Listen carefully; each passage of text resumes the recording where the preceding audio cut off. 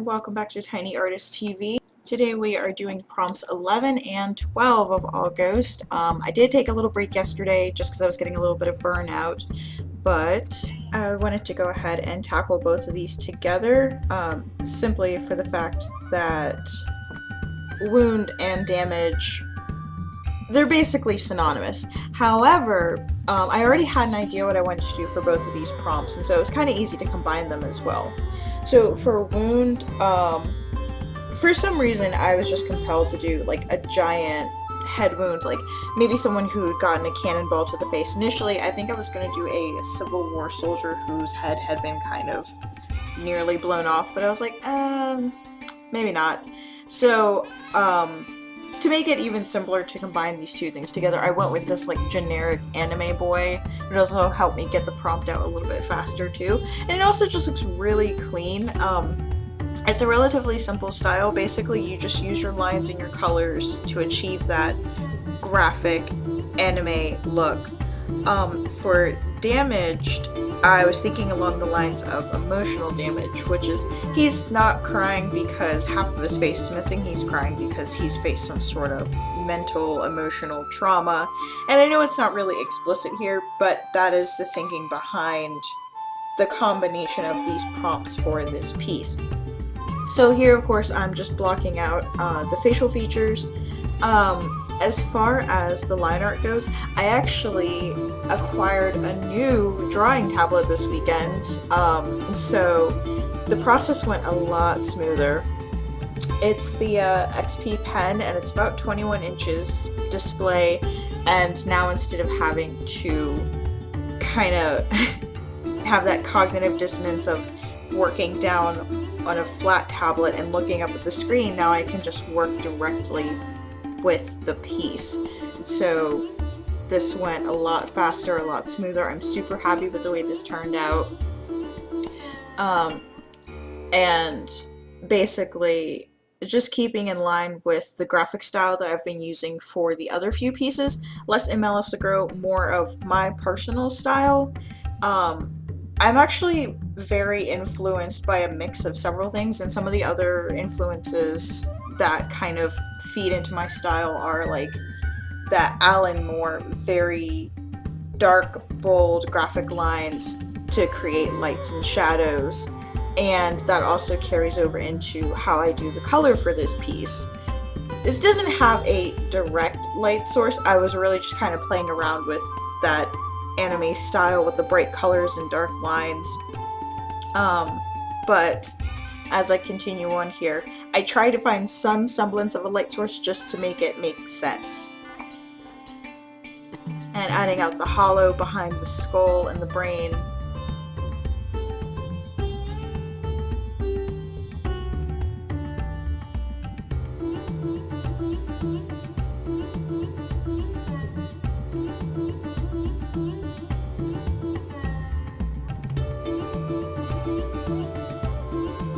Even as far as the coloring goes for this one, I don't actually have much to say because I don't use a lot of fancy blending techniques or things like that, like what I would use for some of my other like fully painted pieces.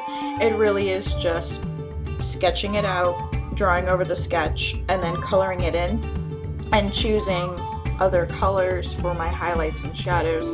Just having a knowledge of color theory helps with this, but again, if you're a beginning artist or even if you're an advanced artist, it's a very easy style to grasp, and it's pretty fun to play with once you understand what kind of colors work together and basically where your light's coming from, how light can affect different things like hair and skin tone and clothing,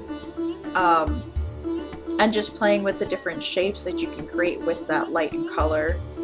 Like here, I'm blocking out the highlights on the face and the cheeks. Usually in anime, it's kind of one of those things that you don't really see until someone points it out to you, and then you can't stop seeing it, is that they always have these triangles for lights and shadows on their face. And for some reason, it makes sense. So when I do emulate that, I do add the triangle just to kind of block out where the light on the cheek is, and then just continue on from there. And the same with the hair. Usually it'll be a streak or a band. For this I do use little pieces just to capture little bits of light. But again, it's just creating shapes.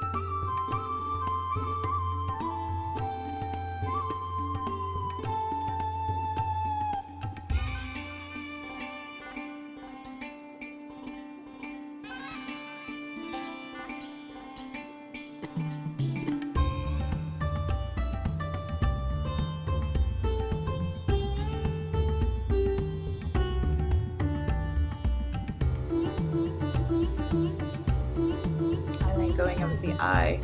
A rule about coloring eyes is that even though when you're starting out you're tempted to make eyes just plain white, eyes are very rarely actually white. They usually have a subtle either pinkish or ivory hue to them, and sometimes they're actually even more yellow or red depending on the situation that your eyes have come in contact with, like smoke or disease.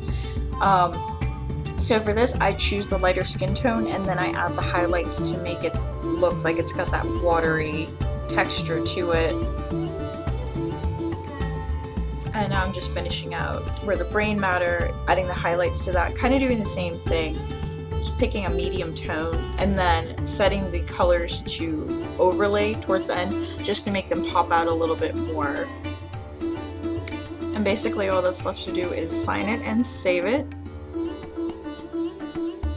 And we are finished with today's piece. Thanks for tuning in. Have a weird day.